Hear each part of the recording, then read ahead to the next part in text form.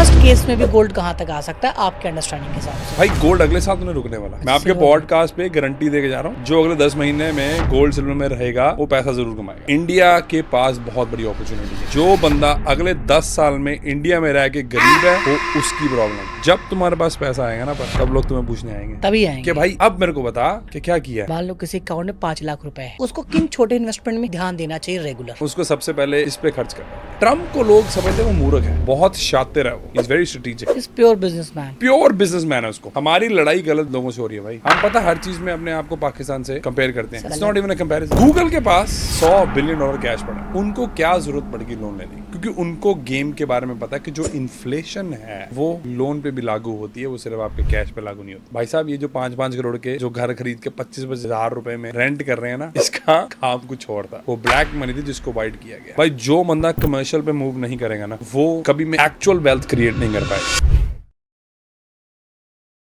Jasmeet sir, अब आप मिले हैं तो एक दो बातें आप बता दो और लंबी चर्चा करेंगे आपसे, बिकॉज आप इंडियन मार्केट को भी जानते हैं, ऑस्ट्रेलियन मार्केट को भी जानते हैं और काफ़ी कंट्रीज़ में आपका एक्सपीरियंस है, स्पेशली इन इन्वेस्टमेंट। जी, तो आप एक्सपर्ट हैं प्रॉपर्टी के। प्रॉपर्टी पे तो हम बहुत सारी बातें करेंगे, बट इसके पहले गोल्ड और सिल्वर की बात करते हैं। बड़ा ट्रेंडिंग है गोल्ड। गोल्ड अभी दिवाली के आसपास एक 35 के आसपास था, अभी एक 25 हो गया। तो क्या लगता है ये डाउनफॉल की तरफ जा रहा है या गोल्ड बढ़ेगा? सो मिश्रा जी, सबसे पहले बिफोर हम पॉडकास्ट स्टार्ट देखो भाई, गला खराब है मेरा, चाय देते रहना ठीक है नहीं, ग्रीन टी देते रहना भाई, बाकी सब चलेगा। बाकी मेरा जो एक्सपीरियंस है वो न्यूजीलैंड मार्केट में भी है। जब हम गोल्ड सिल्वर की बात करते हैं, ये गिरने वाला नहीं है। ओके। आज ही हमने एक क्लाइंट ऑनबोर्ड करा। सो हमारा एक प्रोसेस होता है कि जब भी हमारे साथ क्लाइंट ऑनबोर्ड होता है ना, उसके बाद मैं उसकी एक ऑनबोर्डिंग कॉल खुद करता हूँ। ठीक है। क्योंकि ऑनबोर्डिंग कॉल में उनको भाई स्ट्रैटेजी जो है ना वो सबसे इम्पोर्टेंट है हमारे लिए। तो हम स्ट्रैटेजी की बात करते, इन भाई साहब के पास पर्थ में, जो कि एक ऑस्ट्रेलिया की सिटी है, वहाँ पे इन पे घर है।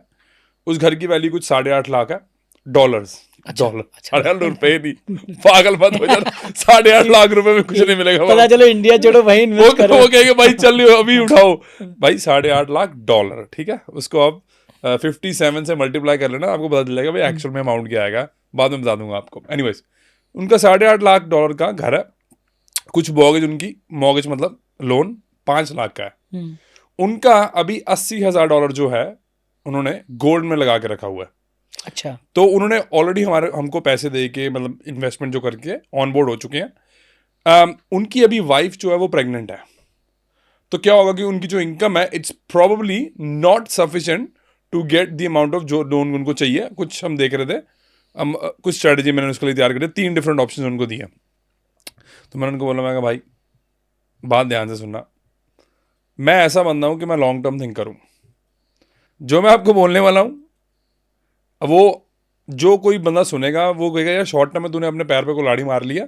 क्योंकि क्या होता है कि हम आधा पैसा जो इन्वेस्टमेंट उनकी होती है, जो भी हम प्रॉपर्टी ढूंढने के पैसे चार्ज करते हैं, वो आधा पैसा हम ऑलरेडी दे चुके हैं। ऑन बोर्डिंग का एक प्रोसेस जो है उनको आधा पैसा तब देना पड़ता है। तो बाकी का उनको तब देना पड़ता है जब वो हम प्रॉपर्टी ले लेते हैं। और अनकंडीशनल का मतलब है कि भाई प्रॉपर्टी ले लिया और ये प्रॉपर्टी उनको पसंद है, हमने सब कुछ कर लिया और उसके बाद हम ले रहे हैं।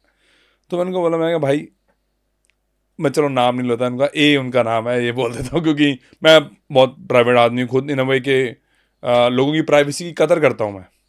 बिल्कुल। बहुत सारे लोग मेरे पास ऐसे बात करते हैं।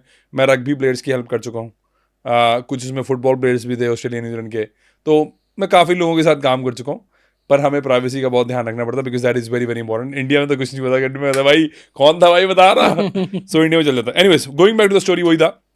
मैंने उनको बोला, मैं भाई $80,000 है, हम पहले मॉर्गेज ब्रोकर से बात करेंगे। मॉर्गेज ब्रोकर का मतलब ये होता है कि जो आपके लोन लेने में मदद करेगा, जो कि यहाँ पे भी होना शुरू हो चुका है, मेरे को पता है।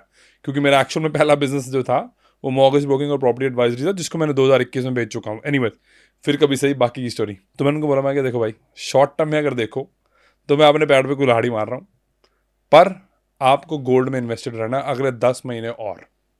अच्छा। गोल्ड गारंटी दे रहा हूँ आपके पॉडकास्ट पे मैं, 10 महीने बाद भी गोल्ड ऊपर ही रहेगा, सिल्वर भी।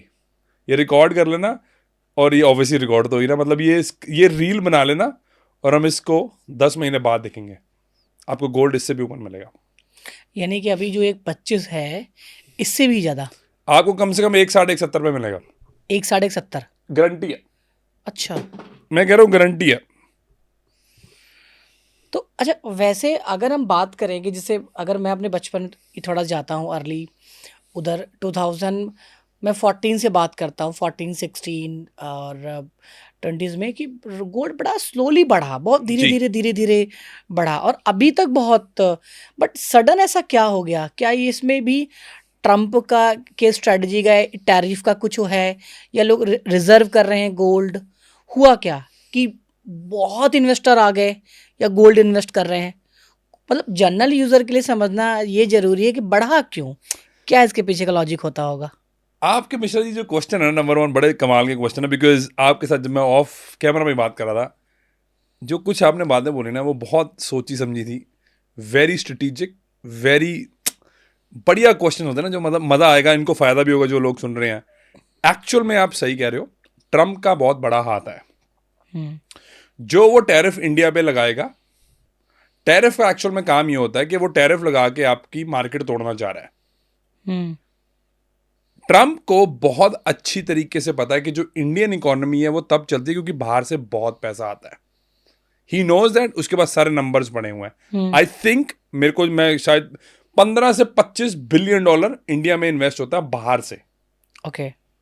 बाहर से, हम्म। और उसी के सिर पे इंडियन इकोनॉमी और भी बढ़िया कर रही है। ऑब्वियसली इंडियन इकोनॉमी जो है वो ग्रो कर रही है, पर that plays a very important role. उससे क्या होता है, जब आप टैरिफ लगाते हो, वो कह रहा है कि भाई रशिया से तूने पेट्रोल नहीं खरीदना, रशिया से तूने तेल नहीं खरीदना। वो एक्चुअल में कोई जिनका कॉन्फ्लिक्ट चल रहा है, रशिया और उसके साथ नेगोशिएशन चल रही है, क्योंकि रशिया यूक्रेन की वो बातचीत करवाना चाह रहा है। और उसको क्या है कि ट्रम्प को लोग समझते हैं वो मूर्ख है, वो एक्चुअल में मूर्ख नहीं है, वो बहुत शातिर है, वो is very strategic, is pure businessman. Pure businessman है उसको। और जिस टाइम पे वो 1980s 1970s में रियल एस्टेट का बिजनेस कर रहा था न्यूयॉर्क में, तब माफिया का रूल होता था। तो जब माफिया के साथ आप नेगोशिएट कर सकते हो ना, तो आपको ऐसी ऐसी चीजें समझ आती है ना जिंदगी की, भाई कह रहे हैं भाई, अरे माफिया के साथ। और माफिया क्या होता है भाई, न्यूयॉर्क में जब था तो गोलीबारी वो खुल, अभी भी वो क्राइम फैमिलीज जो है अभी भी हैं। इनफैक्ट एफबीआई के डायरेक्टर ने अभी कल परसों की बात है, एनबीए में जो सारी गैम्बलिंग हो रही थी ना, उसका रैकेट ब्रेक करा है। अच्छा। उसमें लुकेजी फैमिली भी थी, गैम्बिनो फैमिली भी थी। एक्चुअल में नेटफ्लिक्स पे आपकी वो पड़ी हुई है, पूरी सीरीज पड़ी हुई है, जो ये क्राइम फैमिलीज न्यूयॉर्क की रह चुकी हैं। अच्छा। द पॉइंट इज कि he is a strategic smart businessman, जिसको पता है कि मेरे को इंडिया की इकोनॉमी कैसे तोड़ूंगा और रशिया की इकोनॉमी कैसे तोड़ूंगा। क्योंकि इंडिया रशिया का आई थिंक 50% के आसपास का तेल खरीदता है, बहुत तेल खरीदता है, क्योंकि सस्ता मतलब, बिकॉज हमारा जो इंडिया का जो रिलेशनशिप है रशिया के साथ वो शुरू से ही बहुत बढ़िया रहा है। बिकॉज रशिया के भी कुछ इंटरेस्ट हैं भाई, ये मत समझना कोई दोस्त नहीं है वो। हाँ, ऑल आर लाइंस पार्टनर्स के, सब बिजनेस पार्टनर्स हैं। कोई दोस्त नहीं है भाई वो, ना रशिया ना चाइना। चाइना तो चलो है ही नहीं, चाइना तो आपको मतलब ऐसे अपॉर्चुनिस्ट है वो, एग्जैक्टली। हाँ, वो तो कोई दोस्ती नहीं है भाई। किसी चक्कर में मत बैठे रहना कि भाई ट्रम्प हमारा दोस्त, भाई वो किसी का दोस्त नहीं है। वो अगर आ गया इंडिया, उसका मतलब ये नहीं कि वो आपका दोस्त हो गया या वो मोदी जी का दोस्त हो गया। भाई साहब, it's all about alliances. Best self interest उन कंट्रीज के क्या है, they care about them. Yes. उनको कोई मतलब नहीं है। वो कहेगा भाई मैं रशिया को भी तोड़ूंगा, मैं इंडिया को भी तोड़ूंगा, और मैं अपनी बात मेरे को मनवानी है। जो आपका क्वेश्चन था उसकी स्टार्टिंग पे मैं लेके जा रहा हूं दोबारा से, क्योंकि पता है क्या, ऑडियंस को एजुकेट करना चाहिए। राइट। उनको कॉन्टेक्स्ट पता होना चाहिए कि भाई ये हो क्या रहा, गोल्ड अभी रुकेगा क्यों नहीं। क्योंकि जब तक इंडिया तेल खरीदना रशिया से नहीं बंद करेगा, तब तक इनके ऊपर सैंक्शंस लगे रहेंगे और टैरिफ लगे रहेंगे, सॉरी टैरिफ, ठीक है। उसमें क्या होगा, अब होगा हवाला। अब पैसा आएगा इंडिया में इलीगल तरीके से। अब उससे क्या होता है कि उससे आपकी जो रुपए की जो वैल्यू है ना, वो गिरती है। ही ऑलरेडी नोज कि वो क्या करना है। ट्रम्प को पता है कि मैं इनको कैसे तोड़ूंगा, उसको पता है। और उसी चक्कर में जब आपकी जो करेंसी है वो जो नीचे जा रही होती है, तब आपको मेक श्योर करना है कि आप डाइवर्सिफाई कर रहे हो। और जो जिसको भगवान की मनी बोला जाता है ना, वो गोल्ड है। ये तो हमने फियाट करेंसी तो हमने क्रिएट करी है ना। जो भगवान की करेंसी बोली जाती है वो गोल्ड सिल्वर को बोला जाता है। जो पहले के सिक्के होते थे वो गोल्ड सिल्वर के ही होते थे। So the best hedge against जिसकी जो आपकी करेंसी टूटती हुई, बेस्ट हेज जो है वो गोल्ड ही है। इसलिए गोल्ड नहीं रुकेगा जब तक ये अपने प्रॉब्लम सॉल्व नहीं करेंगी। इंडिया रशिया से तेल लेना बंद नहीं करेगा। मान लीजिए सॉल्व हो गई प्रॉब्लम, जी, रुक गया सब कुछ, इंपोर्ट करना बंद कर दिया, राइट, रसिया एक्सपोर्ट करना बंद कर दिया, वर्स्ट केस में भी गोल्ड कहाँ तक आ सकता है आपके अंडरस्टैंडिंग के हिसाब से? भाई गोल्ड अगले साल तो नहीं रुकने वाला। ठीक है, लाख के नीचे तो नहीं आएगा? नहीं नहीं, अब तो जो चला गया चला गया। जो होना था वो होना है। हाँ। पर मैं आपको अपना बता रहा हूं कि मैंने क्या करना है। भाई ये फाइनेंशियल एडवाइस नहीं है, जनरल एडवाइस है जो मैं करने वाला हूं और जो मैं अपने दोस्तों क्लाइंट्स को रेफर करता हूं, बताता हूं। अब उस क्लाइंट को, जैसे मैंने आपको बोला है कि मैंने अपने पैर पे कुल्हाड़ी मारी है शॉर्ट टर्म के लिए, लोग ऐसे सोचेंगे, पर मैं ऐसा सोचता नहीं, मैं लॉन्ग टर्म थिंक करूं। मैं उसको बोला भाई भाई गोल्ड में अभी पड़ा रहने दे, 10 महीने बाद हम इसको सेल करेंगे इफ वी हैव टू। अच्छा। तो मैं अभी गोल्ड में अगले 10 महीने और चुप करके बैठूंगा, 2-4 किलो और खरीदूंगा, उसके बाद देखूंगा भाई करने का। 10 महीने में कुछ नहीं करने वाला, लेके आराम से बैठूंगा। सिल्वर भी मैं आपके सिल्वर भी। पॉडकास्ट पे गारंटी दे के जा रहा हूं, जो अगले 10 महीने में गोल्ड सिल्वर में रहेगा वो पैसा जरूर कमाएगा। अब इनका ये है कि आप इनसे पैसे लेना ताकि मेरे बैंक अकाउंट में पहुंचवा देना, है ना। एक तो गोल्ड सिल्वर आपका सॉलिड करेंसी है और प्लस एसेट है, आपको उसको डिफरेंट टाइप से आप यूज़ कर पाते हैं। Correct. थोट में रख के आप कैश ले सकते हैं, लोन ले लोन ले सकते सकते हैं आप, ठीक है, कम इंटरेस्ट रेट पे आपको लोन मिल जाता है। Correct. अगर आपके पास 1 करोड़ गोल्ड है जी, और आपको प्रॉपर्टी लेनी है 1 करोड़ की, और उसके आपको अगर against. जल्दी एग्जिट लेना है इन्वेस्टमेंट पॉइंट ऑफ व्यू से भी, आई थिंक तो गोल्ड एक अच्छा ऑप्शन है कि आपको तुरंत कैश मिल जाता है। लिक्विडिटी जो गोल्ड में हाँ। आपको मिलती है हाँ, और सिल्वर में मिलेगी, वो आपको प्रॉपर्टी में कई बार नहीं मिलती। नहीं मिलती है। हाँ, और ये गलती वो लोग करते हैं जो गलत जगह पे प्रॉपर्टी खरीद लेते हैं, उसके लिए प्रॉब्लम है ये। जब आपको नहीं पता होता कि प्रॉपर्टी कब खरीदनी चाहिए, कहाँ खरीदनी चाहिए, ये उनके लिए ज़्यादा प्रॉब्लम होती है। बट अगेन ये डिफरेंट टॉपिक है, दिस इज एग्जैक्टली। बट हम जिसको कंपेयर करते हैं, जो स्मार्ट लोग होते हैं भाई, जिन अमीर लोग, भाई आज तक ना मैं 723 करोड़ रुपए की ट्रांजैक्शंस कर चुका हूँ। वो मेरे हाथ से ट्रांजैक्शंस हुई हैं जिसमें मैं खुद इन्वॉल्व था। 723 करोड़, जिसको $127 मिलियन में मैं आपको अगर कन्वर्ट करना है तो, ठीक है। तो मेरे को पता है कि भाई कहाँ खरीदना, कब नहीं खरीदना, किसको टच करना, किसको नहीं टच करना। तो अगर आपके पास इतना एक्सपीरियंस है तो ठीक है, नहीं है तो फिर मत करो। सबके बस की बात नहीं है। ओके। ये जो वाइट हो रही है ना दाढ़ी, ऐसे नहीं हुई है। ठीक है। सो प्रॉपर्टी पे आते हैं। जब जी। आपने बोला है कि प्रॉपर्टी, मुझे लगता है कि डॉक्टर एंड वकील दो ऐसे लोग हैं जो कि ना बहुत सारी चीज़ें क्लियर नहीं करते हैं, डरा के रखते हैं। हाँ जी, ऐसे प्रॉपर्टी कंसल्टेंट भी डरा के रखते हैं। हाँ जी। वो बिल्कुल नहीं चाहते हैं कि बायर सब जाने। कोई नई बात नहीं है भाई, ये बहुत सारी चीज़ें कन्फ्यूज है। करेक्ट। सो प्रॉपर्टी पे तो बात करने को तो बहुत सारी है, रेरा है, लोडिंग है। आप समझिए कि सडन आप किसी एरिया का कोई एक्स वैल्यू है, 1 साल बाद उसमें जस्ट डबल हो जाता है, ट्रिपल हो जाता है। I don't know, fake investor की वजह से होता है, रियल इन्वेस्टर की तरफ से होता है, बिकॉज बहुत सारी चीज़ें हैं। करेक्ट बट इस पॉडकास्ट में हम इट्स ऑल अबाउट इन्वेस्टमेंट बात कर रहे हैं, तो इन्वेस्टमेंट की बात करेंगे हम जी लोग। एक फॉर्मूला है 1% 99%, जी, ठीक है, बिकॉज आपका एक लंबा एक्सपीरियंस है प्रॉपर्टी इन्वेस्टमेंट में। तो जितने भी व्यूअर्स हैं, वो चाहे बिजनेस ओनर हो या कोई जॉब करने वाले हो, लोअर मिडिल क्लास हो, अपर मिडिल क्लास हो, कोई भी हो, थोड़ा प्रॉपर्टी इन्वेस्टमेंट में हम बात कर लें। अब जैसे कोई नया प्रॉपर्टी जब लेता है तो उसका बड़ा इमोशन हाई होता है करेक्ट। कि जी हमारा घर है, पहला घर ले रहा हूँ मैं, ठीक है। तो बहुत सारी चीज़ें वो ना चेक नहीं करता है, वो तो फटाफट रेट मिला, लोन कराया और जी ले लो। इनको पता मैं क्या बोलता हूँ? हाँ। गरीब। अच्छा, मानसिक कर ली, मतलब माइंडसेट गरीबों माइंडसेट वाला। से गरीब, हाँ ठीक है। क्योंकि जिसके इमोशंस उसको रन करते हैं वो मेरे हिसाब से गरीब है। ठीक है। आपको पता है, अंदर से आवाज आ रही है यार नहीं लेना, हम्म। पता है कि इन्वेस्टमेंट बढ़िया नहीं है, पता है कि इससे ज्यादा पैसा मैं कहीं और कमा सकता हूं, पता है कि अगर मैं अपार्टमेंट से अच्छा कोई लैंड खरीद लूँ टीयर 2 टीयर 3 सिटी में वो मेरे को ज्यादा पैसा दे देगी, पर इनको मैं बोलता हूं मूर्ख और गरीब, क्योंकि ये अपने इमोशंस को लेट करते हैं, कि वो ड्राइव करते हैं उनके इमोशंस, इनको ये इमोशंस को ड्राइव नहीं करते। इमोशन को ड्राइव करता है। हाँ। गरीबी का जो पहले सबसे बड़ा हम्म। साइन पता है क्या है? उनके इमोशंस उनको रन करते हैं। पता क्यों? इमोशन से क्या होता है? वो इमोशन से क्या होता है भाई, जिन चीजों को उनकी जरूरत भी नहीं होती वो उनको भी खरीदते हैं। हाँ। वो खाम खा के आईफोन खरीदेंगे दिखावा करने के लिए, वो खाम खा की गाड़ियां खरीदेंगे, वो खाम खा के घर खरीदेंगे, सब बकवास, जरूरत नहीं है, हम्म। पर बिकॉज वो गरीब हैं और उनके इमोशंस उनको रन करते हैं, इसलिए वो पूरी जिंदगी गरीब रहेंगे। जिनको गरीब नहीं रहना है मान लो, जी,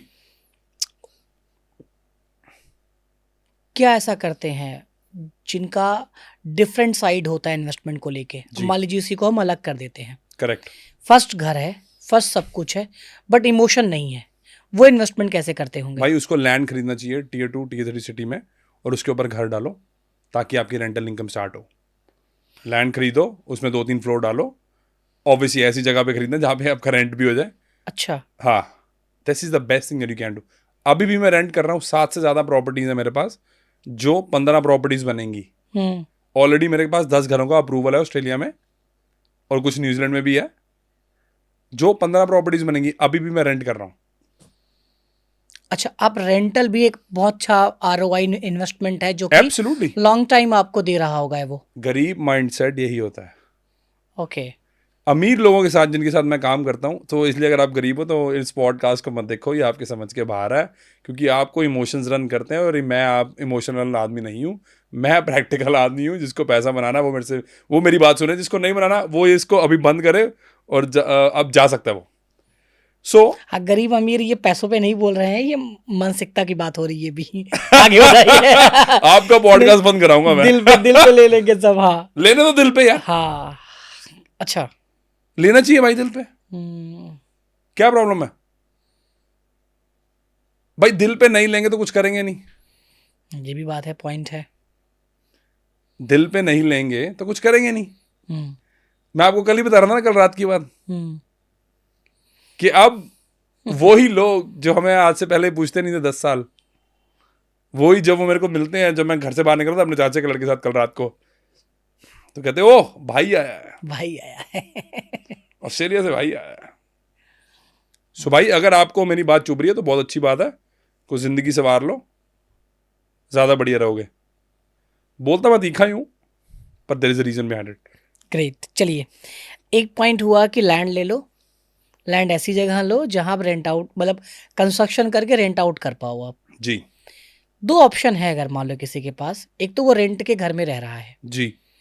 तो पहला इन्वेस्टमेंट पहले वो रहने के लिए करे, या पहला इन्वेस्टमेंट कोई लैंड दे के कंस्ट्रक्शन करा के रेंट आउट करे? रेंट आउट भाई, अच्छा। अमीर लोग यही करते हैं। अगर आपको गरीब रहना है फिर कोई दिक्कत नहीं, फिर अगेन जो आपको करना है वही लो, अपार्टमेंट लो, घर लो, जो मर्जी करो। अगर आपको अमीर बनना है तो अमीर जैसे सोचना भी पड़ेगा। तो सोसाइटी ये भी तो कहेगी यार खुद तो रेंट पे रहते हो और तुम लैंड लेके घर बनवा रहे हो दूसरों के लिए, सोसाइटी पहले खुद आपका के लिए लोन दे लो। रही है भाई? हाँ? सोसाइटी आपका लोन दे रही है? नहीं, क्या आपके सोसाइटी बच्चे कहने के पाल लिए तो रही है, हाँ जी। सोसाइटी कहने के लिए है। हाँ। लोग पहले यही बोलते सर भैया खुद का घर है या रेंट का घर है। जब आप बड़ी बड़ी बातें करते हो और घर रेंट पे रहते हो तो उनको ये लगता है यार या तो बड़ी बातें गलत है। जी। क्यों? एक मिनट, क्यों बड़ी बातें क्यों गलत है? नहीं, वो आप जो मानसिकता की बात कर हाँ रहे जी, हैं जी। उस मानसिकता वाले तो यही समझेंगे ना, करेक्ट। क्योंकि बड़ी बातें उनको समझ में आती है अगर खुद का घर है और फिर बड़ी बातें कर रहे हो तो रिलेट करते हैं। जी। यस यार, ये सोसाइटी जो हमारी बनी हुई है, बट हम अभी रेंट के घर में रह रहे हैं और बड़ी बातें कर रहे हैं कि हमारी प्रॉपर्टी यहाँ है जी, वहाँ है, तो उनको लगता है यार कि बंदा फेंकू तो नहीं है। भाई मतलब ये मैं ना आपकी बात बिल्कुल ठीक है, इंडियन सेंटिमेंट Absolutely. मतलब ठीक है। अगर आपके बच्चे वो पाल रहे हो, हाँ अगर आपके खर्चे वो उठा रहे हो, हाँ या अगर आपको पैसे वो दे रहे हो, तो आपको बंदा कोई कंट्रोल कर सकता है।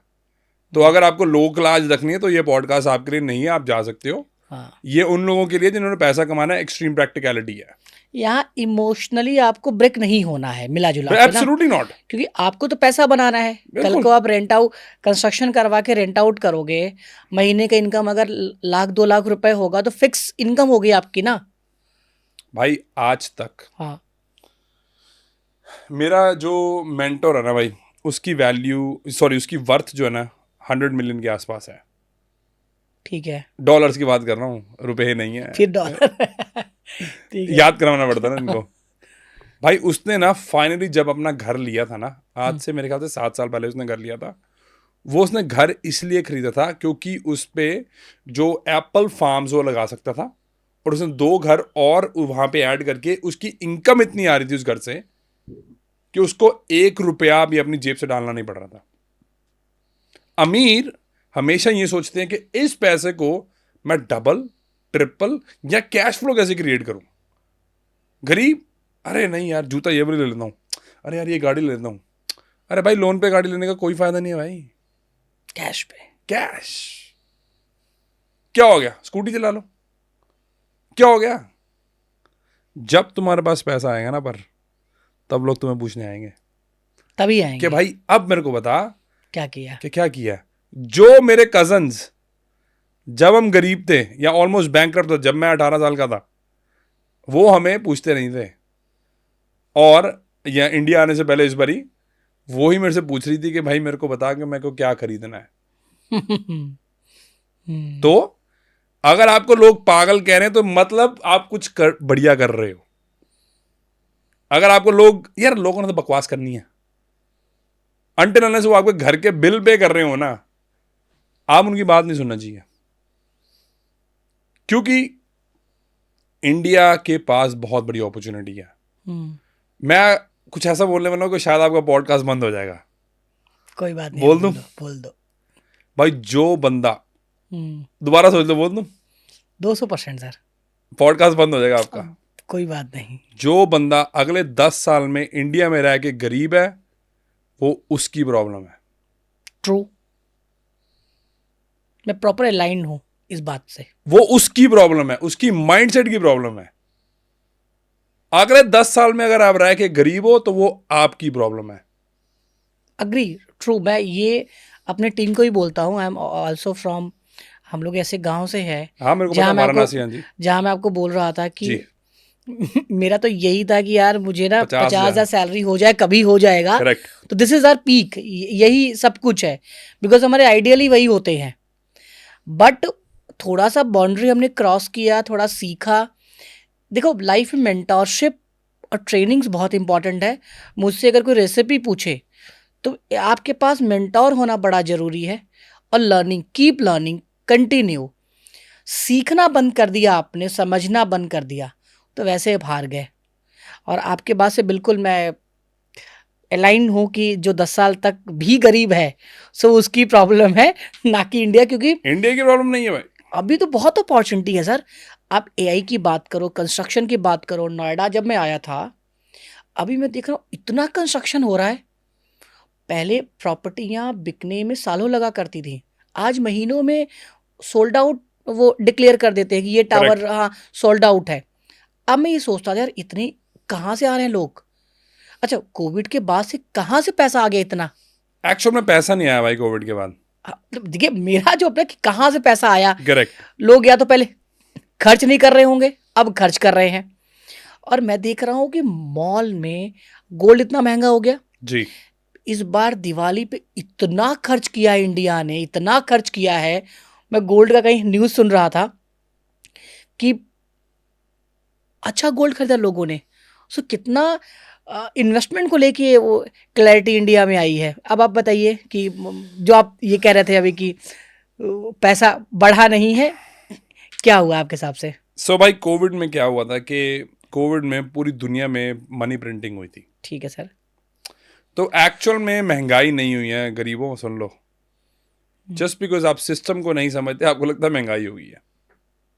ओके, प्लीज क्लैरिटी दीजिए इसमें। क्लैरिटी इसमें ये है कि जब आप पैसा प्रिंट करते हो तो वही पैसे की आपकी जो वैल्यू है वो गिर जाती है।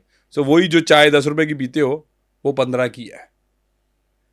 या आप आरबीआई पॉइंट ऑफ व्यू से बात कर रहे हो? पूरी अराउंड द वर्ल्ड प्रिंटिंग हुई थी, ठीक जैसे है। वेस्टर्न वर्ल्ड में हुई। हाँ। उसमें क्या होता है, हमेशा हमेशा और हमेशा हिस्ट्री उठा के देख लो, चाहे वो यूके की हिस्ट्री, चाहे वो यूएस की हिस्ट्री, चाहे वो जर्मनी की है, किसी भी वेस्टर्न वर्ल्ड की, वेस्टर्न कंट्रीज की आप हिस्ट्री उठा के देख लो, 95% of the time they will devalue their currency, hmm. क्योंकि नेक्स्ट स्टेज भी है उसकी। तो नोटबंदी भी प्रॉपर स्ट्रेटजिक मूव था। 100% ब्रो। हम्म। पेटीएम उसी टाइम पे क्यों आया था? हाँ, बाद में ये इसका यूपीआई का पता चला कि आज तो सारा जितना बैंकों के पास पैसा है और जिस हिसाब से बैंक लोन दे रहा है, ठीक है, सब कुछ तो बैंक के पास है इस टाइम पे। करेक्ट। पहले लोग रिजर्व करके रखा करते थे, पता ही नहीं था। अब जब सर्कुलेट ही नहीं होगा मनी तो कहाँ से चीजें होंगी? करेक्ट। तो सो अब उनको समझ आ गया कि पैसा अकाउंट्स में रख के कोई फायदा नहीं है, क्योंकि उसको डी वैल्यू हो रहा है। हाँ, इसीलिए वो जो पैसा ब्लैक था वाइट था, अब वो निकल के आ रहा है। पैसों की बात कर लेते हैं एक बार। करेक्ट मान लो किसी अकाउंट में 5 लाख रुपए है, जी। एवरेज 5 लाख रुपए है, 2 से 5 का ब्रैकेट लेते हैं, ठीक है। उसको किन छोटे इन्वेस्टमेंट में ध्यान देना चाहिए रेगुलर? बुरा लग जाएगा आपके ऑडियंस को, पर बोल देता हूँ, क्योंकि डरता तो मैं नहीं हूँ, थोड़ा ऐसा ही हूँ मैं, है ना, थोड़ा टेढ़ा ही हूँ मैं। क्योंकि आप चले जाओगे ऑस्ट्रेलिया, रहूंगा तो मैं यहाँ। ठीक है, बोलो। आपका पॉडकास्ट तो बोलो बंद सर, के जाऊंगा। बोलो सर, कोई प्रॉब्लम नहीं। भाई जिसके पास 2 से 5 लाख रुपए है ना, हम्म। उसको सबसे पहले इस पे खर्च करना चाहिए। ओके, ठीक है। भाई सबसे बड़ी इन्वेस्टमेंट जो बंदा कोई भी कर सकता है वो ये है, जब आपने इसको ठीक कर लिया तब आपका सब कुछ ठीक होना शुरू हो जाएगा। प्रॉब्लम ये है कि हमारे पास ये ही ठीक नहीं है। भाई मैं आज किसी से बात कर रहा था, पोटेंशियल क्लाइंट है, बहुत डॉक्टर्स हैं, बहुत तगड़े, ऑस्ट्रेलिया में, सिडनी में रहते हैं वो, बहुत उनकी ज़बरदस्त सैलरी, सब कुछ बहुत बढ़िया। तो उनसे मैंने पूछा, भाई आप करना क्यों चाह रहे हो, ये प्रॉपर्टी इन्वेस्टिंग करनी क्यों है आपने, क्या मकसद है आपका? अच्छे खासे पैसे कमा रहे, सब कुछ कर रहे, मैं मकसद क्या है? कह रहे भाई हमें पैसिव इनकम चाहिए। मैं ठीक है, कोई बात नहीं, पैसिव इनकम चाहिए, बढ़िया बात है। मैं कितनी चाहिए? कहते भाई $15,000 की हमें पैसिव इनकम चाहिए। 15,000 का मतलब कुछ 7.5 लाख रुपए पैसिव इनकम हमें महीने की चाहिए। हाँ भाई, ज़िंदगी से अच्छी गुजार सकते हैं। ठीक है जी। तो मैंने इनसे पूछा, मैं कहा डॉक्टर्स हो, बड़े स्मार्ट हो, आपको पता होना चाहिए, और आपको शायद पता भी होगा, शायद मैं गलती भी हो, कभी आपके हिसाब से ये जो पैसिव इनकम 7.5 लाख रुपए की है वो कितने लोगों के पास होगी ऑस्ट्रेलिया या वर्ल्ड वाइड? तो एक डॉक्टर, दोनों डॉक्टर थे, हस्बैंड और वाइफ दोनों डॉक्टर हैं। जो भाई लड़का था वो कहता भाई कुछ 5% के पास, और जो लड़की थी वो कहती भाई 10% के पास। दोनों डॉक्टर्स हैं, स्मार्ट है, पर मैंने उनको बोला एक्चुअल में 1% लोगों के पास है वो सिर्फ। सो द पॉइंट इज कि आप क्यों कर रहे हो, आपको समझ भी है, आपको क्लैरिटी भी है भी हम कर क्यों रहे हैं। It's very important, right.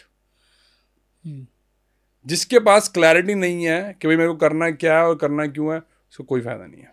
सो आपके पास कोई रोड मैप ऐसा है, मान लीजिए कोई आप तक अप्रोच करता है जी कि मुझे 5 लाख रुपए का अपना पैसों इनकम जनरेट करना है पर मंथ, जी, सो आज से मेरा क्या स्टेप होना चाहिए इन्वेस्टमेंट को लेके? बहुत जबरदस्त तो क्वेश्चन। आप का क्या सजेशन होगा जी कि उसने अपना अपना एंड गोल बता दिया कि Correct. 5 लाख रुपए, 3 से 5 का ब्रैकेट अगेन लेते हैं, जी, कि 3 से 5 में सब आ जाएंगे। करेक्ट। तो 3 से 5 का पर मंथ अगर इनकम हो गया तो एक तो ये उसको ना वो जो रिस्क वाला फैक्टर है जॉब का, बिजनेस का, जी चला गया तो लोग पर्सनल लाइफ एंजॉय नहीं कर पा रहे हैं, घूम नहीं पा रहे हैं, पैसों का एंजॉय नहीं कर पा रहे हैं अगर पैसे हैं भी। तो 3 से 5 का अगर हमें फिक्स इनकम जनरेट करना हो तो क्या मूव होना चाहिए? सो भाई आपने जो क्वेश्चन पूछा बहुत ज़बरदस्त है। हमारे पास ना एक प्रॉपर्टी प्लानिंग टूल हमने बनाया है, ठीक है। जिसमें मैंने उन डॉक्टर्स को भी पूछा था, भाई आपने वो कॉल, हमने उनको, मेरी टीम उनको, मेरी कॉल से पहले उनको एक कॉल भेजती है, लिंक है यूट्यूब पे, वो उसमें मैं एक्चुअल में क्लाइंट्स के साथ बात कर रहा हूँ जिन्होंने मेरे को बहुत क्लियर गोल दे दिया कि भाई मेरा जो गोल है $10,000 पैसिव इनकम का है, अगले 5 साल में या 10 साल में। भाई हमारा जो प्लानिंग टूल है जो आप फ्री में एक्सेस कर सकते हो spig.com.au पे जाके, सबके लिए हमने रखा हुआ, अपनी इन्फॉर्मेशन डाल दोगे भाई, अगर आप उसमें अपनी इन्फॉर्मेशन डाल दो, मैं आपको बता सकता हूँ भाई आप कौन से मंथ में रिटायर हो सकते हो। Okay, great. उसके लिए मैं आपको बता सकता हूँ भाई आपको कितनी प्रॉपर्टी चाहिए, उसका क्या रेंटल यील्ड होना चाहिए, उसकी क्या ग्रोथ होनी चाहिए। बेस्ड ऑन दैट मैं आपको by the month, by the year बता सकता हूँ आप कब रिटायर हो सकते हो और अच्छा, आप कब 3 से 5 लाख की पैसिव इनकम अचीव कर सकते हो। So going back to the same भाई, सबसे पहले जिसके पास 2 से 5 लाख का रेगुलर पैसा पड़ा है उसको सबसे पहले इधर करना, इधर इन्वेस्ट करना है, बाकी सब भूल जाओ। जब आपका ये ठीक हो जाएगा, आपको पता है कि भाई नौकरी से मेरा काम नहीं चलने वाला,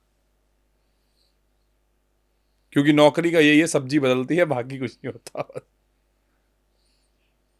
ठीक है, और आज का भारत या आज का वर्ल्ड तो स्किल ड्रिवन है। अगर आप स्किल आपके पास नहीं है, माइंडसेट नहीं है, इट्स ऑल अबाउट माइंडसेट। जी, वो नहीं है तो फिर आप कुछ भी नहीं कर सकते। फिर एब्सोल्युटली तो नॉट। फिर आप अ, बस ये एक कहावत है किसी ने कहा था कि नॉर्मल लोग 80% लोग कैसे हैं कि गरीब। एक एक टाइम लंच, 2 टाइम पंच और जिंदगी है टंच। बस ऐसा ही है ठीक बस। है, वो सब कुछ चल रहा है। अब मुझे लगता है बैरियर तोड़ना है तो केवल आप ही तोड़ सकते हो, कोई तोड़ने नहीं आएगा। कोई नहीं आएगा भाई। ठीक है, तो you are destroyer of yourself and you are maker of yourself. Absolutely. आप ही सब कुछ हो। आपके इसी क्वेश्चन में कनेक्टिंग सवाल आया है कि मान लीजिए किसी के पास पैसा है, उसको इन्वेस्टमेंट का सेंस भी है, वो इन्वेस्टमेंट फ्रिक्वेंट करते भी हैं। सो अभी इंडिया में ही कर रहे हैं लोग। सो अब मैं अपना बता दूं, जी। मेरा अपना इन्वेस्टमेंट सेंस हाँ क्या जी, है। हमने ऑफ मार्केट, हाँ, सॉरी ऑफ सेंस क्या कैमरा वाली है बात करी थी। कि पहले मुझे ये लगता था कि यार आप ये खरीद लो, ये खरीद लो। मैंने बहुत टाइम बाद कोई कॉमर्शियल वो खरीदा, इन्वेस्टमेंट किया, बट उसका ग्रोथ जो मैंने देखा वो अनएक्सपेक्टेड था। ठीक है, तो क्या आज भी लोगों को कॉमर्शियल में इन्वेस्टमेंट करना चाहिए पहले, या पहले रेजिडेंशियल में या प्लॉट में? इतना ज़बरदस्त क्वेश्चन है ना भाई, ये डॉक्टर्स ने भी पूछा था जिनसे मैं बात कर रहा हूँ आपकी, हाँ। उन्होंने भी मुझसे पूछा भाई हमारे पास इतने पैसे पड़े हुए हैं, हमें क्या करना चाहिए। भाई जब हम लेवरेज की बात करते हैं, लेवरेज का मतलब है कि भी हम कितना बैंक से लोन ले सकते हैं। ओके, ठीक है। जब भी कोई बंदा प्रॉपर्टी इन्वेस्टमेंट की जर्नी स्टार्ट कर रहा है, उसको यूजली रेजिडेंशियल खरीदनी चाहिए। ठीक है, क्यों? क्योंकि आप उसमें आपको लोन थोड़ा ज़्यादा मिल जाता है एज कम्पेयर टू कमर्शियल। 70-80% मिल जाता है। करेक्ट, 80%। कुछ कई बैंक तो थोड़ा सा और जो आप जुगाड़ लगाओ तो सबको पता है होता है, राइट। ये आपको कमर्शियल में नहीं मिलेगा, कमर्शियल में आपको यूजुअली थोड़ा सा ज़्यादा डिपॉजिट करना पड़ता है। 50-60% मिलेगा करेक्ट। केवल। हाँ, तो इसी करके जो भी बंदा अपनी जर्नी स्टार्ट कर रहा है उसको हमेशा पहले 2 फेज है भाई, प्रॉपर्टी इन्वेस्टमेंट के 2 फेज होते हैं। नंबर 1 होता है एक्विजिशन फेज। एक्विजिशन फेज मतलब है, जो मैं आपके टूल के बारे में, हमारे टूल के बारे में बात कर रहा हूँ, आप मेरे को गोल बता दिया, मैंने आपकी स्ट्रैटेजी क्रिएट कर दी या मेरी टीम ने कर दी, आपको 3 से 4 प्रॉपर्टी फॉर एग्जांपल के तौर पर लेना हो, 3 से 5 लाख की है, हम उनको बता देंगे भाई आप इसको ना, इस गोल को आप 3 से 4 तरीके से अचीव कर सकते हो, 3 डिफरेंट स्ट्रैटेजी से। सो एक है भाई जिसमें आपको भाई सिर्फ 3 प्रॉपर्टी चाहिए और आपको 3 लाख जिसका लाख रुपए आता हो तो वो हो जाएगा, ठीक है। दूसरी स्ट्रैटेजी ये है, तीसरी स्ट्रैटेजी ये है। सो द पॉइंट इज कि जब तक आपको नहीं पता, जो पहला फेज था कि भाई एक्विजिशन करो, जितनी प्रॉपर्टीज आप खरीद सकते हो खरीदो, ठीक है। क्योंकि जो सेकंड फेज होता है जो पैसिव इनकम अचीव करने का, उसको बोलते हैं हम डेट रिडक्शन फेज। पहले जितनी प्रॉपर्टीज आपको चाहिए होंगी, हमने स्ट्रैटेजी क्रिएट कर दी, इतनी प्रॉपर्टी हमें चाहिए, बेस्ड ऑन दिस स्ट्रैटेजी हम पहले वो खरीदेंगे, फिर डेट रिडक्शन फेज में उसमें लोन कम करेंगे ताकि जो आपकी पैसिव इनकम है आफ्टर जो आपका लोन या खर्चा है उसके बाद आपको आनी शुरू हो जाए। सो 2 फेज है, ज्यादा एक्चुअल में है नहीं है। कमर्शियल में जिसको ये बात समझ आ गई ना भाई, शायद वो मिलियनेयर बन सकता है, पर आधे से ज़्यादा लोग बस एंटरटेनमेंट के लिए देख रहे हैं कि भाई क्या बोलने वाला है, ये है वो। भाई जो बंदा कमर्शियल पे मूव नहीं करेगा ना, वो कभी में एक्चुअल वेल्थ क्रिएट नहीं कर पाएगा। ओके। रेजिडेंशियल में आप पैसे कमा लोगे, पर जो एक्चुअल वेल्थ है वो आप कमर्शियल पे ही अचीव कर सकते हो। जो मेरा मेंटोर है ग्रैम, फाउलर, उसको भाई $1 मिलियन की पैसिव इनकम आती है। $1 मिलियन? ये पैसिव इनकम आती है हर साल की। उससे मैंने आज से 6 साल पहले क्वेश्चन पूछा, मैं कहा ग्रैम, मेरे को पता तू बहुत बढ़िया माइंडसेट वाला है, तू कंप्लेन नहीं करता, बहुत शुक्रगुजार है मालिक का कि भाई जो भी मेरे को मिल रहा है। कंप्लेन नहीं करते किसी किसी चीज की भी नहीं, ग्रेटिट्यूड रहता है हमेशा। ग्रेटिट्यूड रहता है। ओके, ठीक है। मैं कहा मेरे को पता तू ऐसा ही है। एज 60 के आसपास, अर्ली 60 ही था, अभी 65-66 के आसपास होगी। तो भाई उनसे पूछा, मैं ग्रैम यार मेरे को पता तू ये सब नहीं करेगा, कंप्लेन नहीं करेगा, कुछ नहीं करेगा, पर अगर तू कुछ चेंज कर सकता है तो वो क्या होगा? उसका आंसर था भाई उस टाइम पे ना उसके पास कम से कम 60-70 प्रॉपर्टियां थी। 60-70 प्रॉपर्टियां। कह रहा है जैज मेरे से एक चीज जो थी ना उसको मैं बढ़िया कर सकता था। मैंने कहा वो क्या था? कहते मैं पहले थोड़ा सा और अर्ली कमर्शियल में चला जाता। तो भाई साहब जब उसको समझ आई, उसने अपनी रेजिडेंशियल प्रॉपर्टियां बेचनी शुरू कर दी, और अब उसके पास कुछ 2 होटल्स हैं, मतलब बड़े बड़े, और कमर्शियल प्रॉपर्टीज खरीदता है वो। सो जब जिस बंदे को 60-65 पे जाके ये समझ आई है, पर वो मेरे को बता रहा है कि भाई अगर होता तो ये करता, तो भाई उसको मैं सीख क्यों नहीं सकता? सो भाई जो एक्चुअल वेल्थ जो है वो कमर्शियल में है। क्योंकि अगर आपने 5-1 करोड़ की प्रॉपर्टी, अगर आपका रेजिडेंशियल है, वही 5 करोड़ की प्रॉपर्टी अगर आपका कमर्शियल है, सो ROI, रेंटल ROI भी अगर आप बात करोगे रेंटल ना, तो कमर्शियल का बहुत बहुत ज़्यादा है। Of course. इवन अगर नोएडा में आपको 5 करोड़ के घर में रहना है तो 25-30 हज़ार के रेंट में आपको मिल जाएगा। क्या फायदा भाई? आप समझो। और वही अगर 5 करोड़ का आपको वो लेना है कमर्शियल। पर मैं आपको इधर रोकना चाहता हूँ, बड़ा इंपॉर्टेंट पॉइंट है ये, बहुत इंपॉर्टेंट पॉइंट है, आपने बहुत बढ़िया टच करा है भाई साहब। ये जो 5-5 करोड़ के जो घर खरीद के 25-25 हज़ार रुपए में रेंट कर रहे हैं ना, इसका काम कुछ और था। वो ब्लैक मनी थी जिसको वाइट किया गया, क्योंकि उनको कोई फर्क नहीं पड़ता। और बट जो रियल में ले लिए हैं, हाँ जी, जो रियल में ले लिया है 5 करोड़ का, मतलब 5 करोड़ का इन्वेस्टमेंट घर का, अब मान लो 50,000 का रेंट मानता हूँ मैं, कितना हो गया? 1%? 1% नहीं, वो 1% कहा, 0.1%। वो 0.1%। हाँ, क्यों कोई ऐसा बंदा करेगा भाई? करते हैं सर ना, जो मैं ये नहीं कह रहा कि सब खराब है, by the way please understand कर लो, मैं सबको खराब नहीं बोल रहा हूँ, पर यही तो तभी वो गरीब रह जाएंगे ना पूरी जिंदगी, क्योंकि जो वो ड्रिवन है, जिनका ये, आप देखो जब आप SIPs में या गोल्ड में अगर पैसा लगाते हो 10-12% आपका बनता है आराम से, कोई दिक्कत नहीं है। 12 भी तो बहुत टफ है। चलो मैं कह रहा हूँ 10% बनता है, 10% बनता है, 10% बनता है। यार कोई बंदा 0.1% क्यों लेगा भाई? यही तो प्रॉब्लम है सर ना, वो लग ही नहीं रहा है उनको तो लग रहा है कि इतने आ रहे हैं। हाँ, वो ये नहीं लग रहा कि EMI कितना दे रहा हूं मैं। तो भाई ये तो मैं आपको बता रहा हूँ। हाँ, वो ज्यादातर वो वाले जो घर होंगे ना, हाँ। एक उनके ना जो उनका इमोशन सेटिस्फेक्शन था ना जी, कि 5 करोड़ का कर लेना है, हाँ, वो सेट हो गया कि यार चलो ठीक है, कुछ भी मैं दे रहा हूँ, लाख रुपए या 1.5 लाख रुपए EMI दे रहा हूँ, 50 आ रहा है तो लाख जेब से जा रहे हैं, लेकिन मेरे 5 करोड़ का प्रॉपर्टी तो बन गया। ये सोच है भाई। इसको मैं अगेन मूर्ख और गरीब लोग बोलता हूँ। ये नहीं करना चाहिए भाई पैसा आपका बन ही नहीं रहा ना। अब 5 करोड़ की प्रॉपर्टी है, उसको कितना पहुंचा लोगे आप, कितना पुश करोगे उसको? अगर हाँ, अगर वो ऑलरेडी डेवलप्ड है एरिया तो कितना ही जाएगा वो? हाँ, 6 हो जाएगा, 6 हो जाएगा, 6.5 हो जाएगा, 6.5 हो जाएगा। यार मैं तो उधर लगाऊंगा भाई जो आज करोड़ की है, मेरे को पता भाई 4 साल 5 साल बाद उसमें 3 का बनना है। क्या प्रॉपर्टीज अगर आपके पास 3-4 हो, फ्रिक्वेंट बेचना खरीदना चाहिए उसको? वेरी गुड क्वेश्चन है या इमोशन के साथ कनेक्ट हो जाओ, यार मैं तो अर्ली ले लिया था, नहीं बेचूंगा। सो भाई इतना जबरदस्त क्वेश्चन है ना हमारा। जब हम किसी को प्रॉपर्टी लेके देते हैं ना, तो हमारा ना उसके बाद फॉलो अप कॉल होता है क्लाइंट के साथ। ठीक है, उसमें हम मेक श्योर करते हैं ये जो हमारा SOP बना होता है, जो हमारा SOP कंपनी का बना हुआ कि इस कॉल में क्या क्या डिस्कस होगा भाई, उसमें मेक श्योर होता है कि भाई अगर वो प्रॉपर्टी बेच रहे हैं तो उनको दोबारा में कानों में डालना होता है। उनको टीम का काम है कि भाई ये प्रॉपर्टी हमने 12 महीने बाद बेचनी है। अच्छा, क्यों?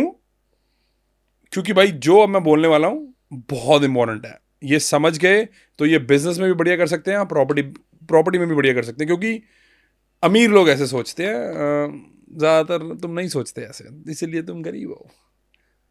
एग्जिट पहले सोचना है। ओके। ये प्रॉपर्टी या ये जो मैं खरीद रहा हूं, इसका मेरे को करना क्या है। अगर आपके पास वो एग्जिट स्ट्रेटजी क्लियर नहीं है कि भाई ये मेरे को 12 महीने बाद बेचना है, देन तो कोई फायदा नहीं होगा। आपको पता ही नहीं है कि आप करना क्या, रखना है कि नहीं रखना। सो कोई भी प्रॉपर्टी लेनी है उसको ये सोचना है कि भाई इसका मकसद क्या है, इसको मैं ले क्यों रहा हूं। इसको मैं ले रहा हूं जस्ट बिकॉज मेरे को इसको बेचना है कि इसको मेरे को रखना है। तो जब तक उस बंदे को क्लैरिटी नहीं होगी तो वो गलत प्रॉपर्टी बेच सकता है। और खरीदना बेचना कोई खराब बात नहीं है, मेरा रोज का काम है, मैं खुद ही करता रहता हूं। पर मेरे को पता होता है कि ये मैं जो डेवलपमेंट कर रहा हूं या ये जो प्रोजेक्ट मैं कर रहा हूं, मेरे को इसमें से 2 बेचने हैं, 3 रखने हैं, या इसमें से 3 रखने हैं, 2 बेचने हैं। और आप ये भी तो है ना कि अगर मान लो आपकी 2 करोड़ की प्रॉपर्टी है, जी, उसमें अगर आपने उसको बेचा, फिर आप वहाँ पे पैसा लगा रहे हो जो जो एरिया डेवलप हो रहा है, और आपको पता है 1 साल में यार बढ़िया ROI दे के जाएगा ये, तो फिर वही पैसा आपका फिर से इन्वेस्ट किया, फिर से बेचा। भाई प्रॉब्लम पता क्या है, हम्म 90% लोगों की प्रॉब्लम पता क्या है, हम्म वो ना कल अमीर होना चाहते हैं। हाँ, ये तो आज ना बच्चों की भी प्रॉब्लम है सर।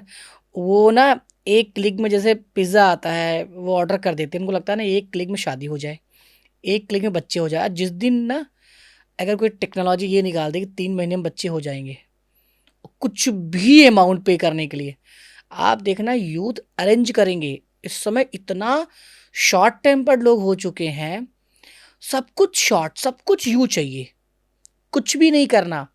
मुझे लगता है ये तो महामारी बीमारी है, एक बीमारी है भाई ये। बहुत बड़ी बीमारी है। सबसे बड़ी बात पता है क्या,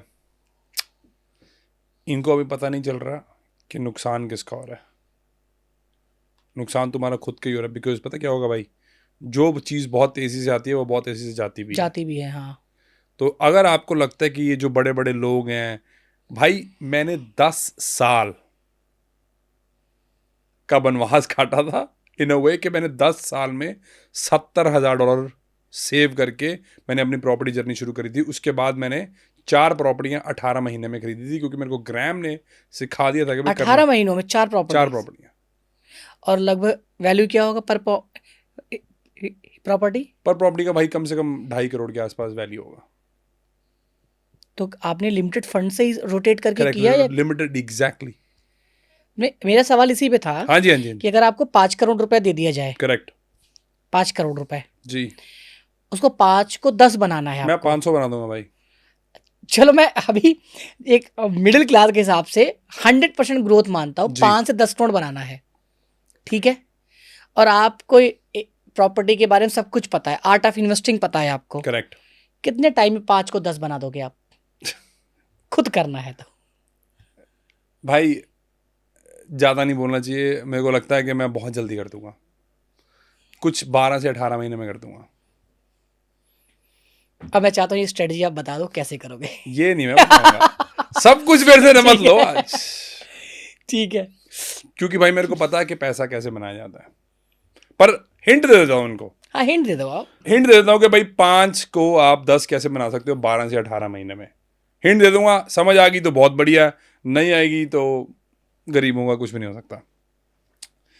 देखो भाई, इन्वेस्ट प्रॉपर्टी में वहां करना चाहिए जहां पे आपको पता है कि अगले 5 साल में पैसा बनेगा। एस्टैब्लिश्ड एरिया में नहीं लेना। ओके। इमोशनल जो लोग हैं, जिनको मैं गरीब भी बोलता हूँ, वो क्या करेंगे भाई, उनके पास अगर 5 होगा ना भाई, वो पैसा उधर ही लगाएंगे। भाई मेरे को अपार्टमेंट चाहिए, मेरे को अपना घर चाहिए। इनका कभी नहीं बन सकता। ये अगर ये समझ गए तो 5 जो आप बनाओगे ऊपर से, उसका 10% मेरे अकाउंट में डाल देना। चाहिए नहीं है मेरे को, मैं मजाक कर रहा हूँ, but this is a hint for them. If they understand that, अगर वो प्रॉपर्टी को समझ गए, गेम को समझ गए, तो वो कर सकते हैं। प्रॉपर्टी बनाते वक्त, लेते वक्त, अगर आपके पास कैश है तो कितना % आपको कैश में डील करना चाहिए और कितना % लोन में करना चाहिए? लोन के अपने फायदे बताइए, कैश के अपने फायदे बताइए। चलो मैं फायदे क्या बताता हूँ, मैं लिव इन एग्जाम्पल बता देता हूँ, राइट। हाँ। गूगल के पास $100 बिलियन कैश पड़ा हुआ है, उनको क्या जरूरत पड़ेगी लोन लेने की? कभी सोचा आपने? एप्पल के पास अराउंड अबाउट $150 बिलियन कैश पड़ा हुआ है, उनको लोन लेने की क्यों जरूरत पड़ेगी? आप जितने पैसों की बात कर रहे हैं ना, कैलकुलेटर में वो जीरो आएंगे नहीं। ना आए इनके दिमाग में भी नहीं आएंगे। हाँ, पर मैं जो बात करने की कोशिश कर रहा हूं वो ये करने की कोशिश कर रहा हूं वेरी कि भाई इंपॉर्टेंट। उनको क्या जरूरत पड़ेगी ये सब करने की? Why would they do it? क्योंकि उनको गेम के बारे में पता है कि जो इन्फ्लेशन है, पहले भाई मेरे को ना 50 लाख लेना चाहिए इस एडवाइस के लिए, फिर बताऊंगा। नहीं मैं चलो कोई बात नहीं, 500 लाइक दे देंगे ये। 500 लाख दे देना, नहीं तो भाई हम नहीं करेंगे अगली। 500 लाइक में एक दो क्लाइंट मिल जाएंगे आपको। एग्जैक्टली। दूसरा हम नहीं करेंगे क्योंकि मैं भाई साहब भी बात कर रहा था करके दूसरा करेंगे, मैं नहीं। सो भाई जो इन्फ्लेशन है ना, वो लोन पे भी लागू होती है, वो सिर्फ आपके कैश पे लागू नहीं होती।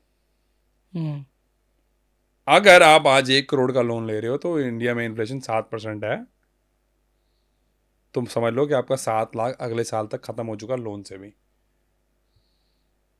हम्म, अगर आप ये समझ गए तो आपकी जिंदगी बहुत सुखी हो सकती है, पर आप समझोगे नहीं समझोगे वो आप पे डिपेंड करेगा। थोड़ा और लाइट पे समझाइए। और लाइट में समझाता हूं। आपको पता है कि इन्फ्लेशन क्या करती है कि अगर आपके पास 100 रुपए है तो उसकी जो वैल्यू है 1 साल के बाद 7% इन्फ्लेशन है, वो 93 रुपए रह जाएगी। हो जाएगी। यही फॉर्मूला जो है वो लोन पे भी अप्लाई होता है। ठीक है। सो फॉर एग्जाम्पल, अगर आपने 1 करोड़ का लोन लिया, वो आज लिया 1 करोड़ का, अगले साल वो रहेगा 93 का, उसके बाद उसकी और वैल्यू गिरी जा रही है। लोन की भी तो वैल्यू गिर रही है ना भाई। लोन की वैल्यू गिर रही है। सो इन्फ्लेशन जो है वो दोनों जगह अप्लाई होती है, वो सिर्फ और सिर्फ आपके जो सेविंग्स अकाउंट है उसमें अप्लाई नहीं होती। और जब आप ये बात समझ जाओगे तब आप कभी भी अपने बैंक अकाउंट में पैसा नहीं रखोगे। आप क्या करोगे? आप उसका लोन लोगे, घर का लोन लोगे, प्रॉपर्टी इन्वेस्टिंग का लोन लोगे, कुछ भी लोगे, उसको आप ऑफसेट अकाउंट जिसको हम बोलते हैं, जिसमें मतलब है कि आप लाइन ऑफ ओवरड्राफ्ट, ओडी जिसको बोलते हैं हम इंडिया में, कि आपके घर के अगेंस्ट ओडी मिल जाता है, आप हमेशा पैसे ओडी में रखोगे, तब जब भी आपको जरूरत पड़ेगी आप उसको एक्सेस करोगे, उसको इन्वेस्ट करोगे और उसका जो मर्जी कर सकते हो। जो इंटरेस्ट है वो आप दोगे अपना। यार इंटरेस्ट है क्या हो गया? पैसा कमा भी भी तो तो कमा रहे रहे हो, हो ना, कमा भी तो रहे हो। अपॉर्चुनिटी भी तो दे रही है ना वो आपको। हर बंदा ना बस यही सोचता है कि यार आया इंटरेस्ट। अरे भाई आपको जो अपॉर्चुनिटी मिल रहा है पैसा डबल करने का, ट्रिपल करने का, वो आपको मिल सकता है। घर क्या दे रहा है आपको? कुछ भी नहीं दे रहा।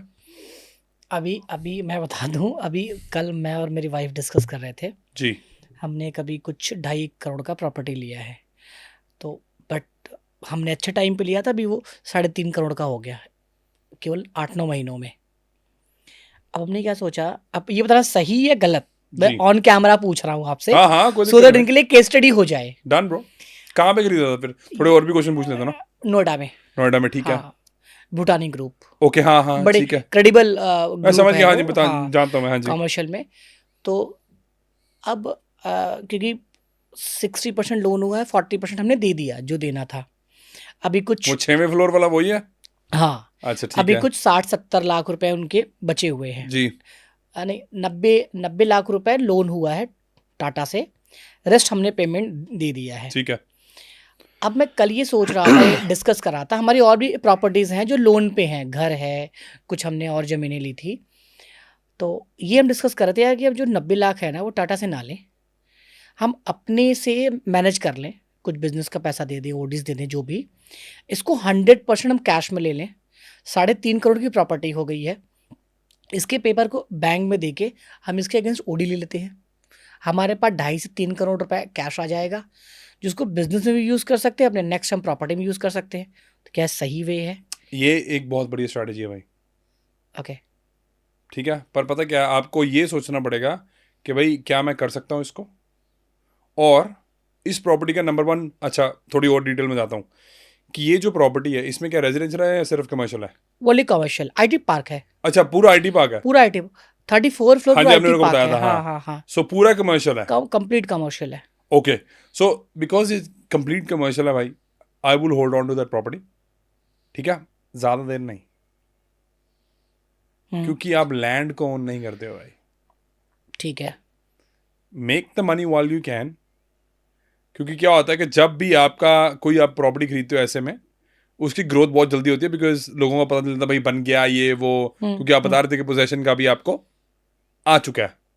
तो भाई मैं अगर आपकी जगह होऊंगा, यू कैन डू दैट कि आप सब पैसा इकट्ठा करो, इसके अगेंस्ट ओडी लो, ताकि आपके पास वो पैसा बढ़े, जब दिल करे यूज करा, 100% करो. पर मैं इस प्रॉपर्टी को ज़्यादा होल्ड नहीं करूंगा. उसका सबसे मेजर रीज़न है, you don't own the land. Because आप लैंड को ओन नहीं करते हो, एवरीथिंग एल्स डिप्रीशिएट ब्रो. ठीक है. लैंड ही ये सिर्फ ऐसी चीज़ है जो अप्रिशिएट होती है.